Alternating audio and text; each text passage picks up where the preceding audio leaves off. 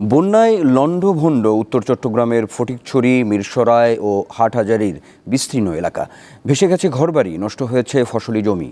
পানি নামার পর নতুন করে বাড়ছে পানিবাহিত রোগ। স্মরণকালের ভয়াবহ বন্যায় তলিয়ে যাওয়া জনপদ থেকে পানি নামতে শুরু করেছে। এতে ভেসে উঠছে ক্ষতচিহ্ন। বন্যার পানির প্রবল স্রোতে ভেসে গেছে ঘরবাড়ি, সহায় সম্বল। নষ্ট হয়ে গেছে শত শত একর ফসলি জমি। এবারের বন্যায় প্লাবিত হয়েছে ফটিকছড়ি, মিরসরাই, হাটহাজারী সহ উত্তর চট্টগ্রামের 7টি উপজেলার বেশিরভাগ এলাকা। ক্ষতিগ্রস্ত হয়েছে প্রায় 3.5 লাখ মানুষ। জীবনে অনেক পানি হয়েছে, কিন্তু এ ধরনের পানি কখনো দেখি নাই।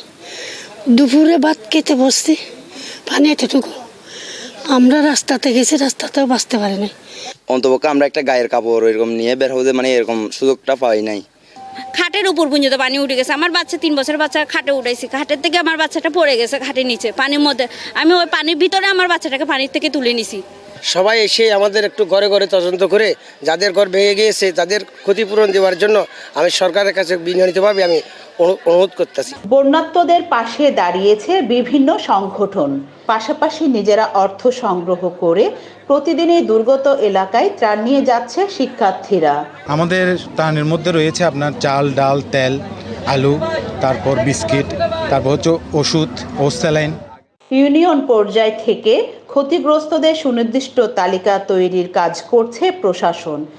মানুষের ঘরবাড়ি বিনষ্ট হয়েছে, মানুষের গবাদি পশু, কৃষি এবং মৎস্য, এগুলোতে বেশি ক্ষতি হয়েছে।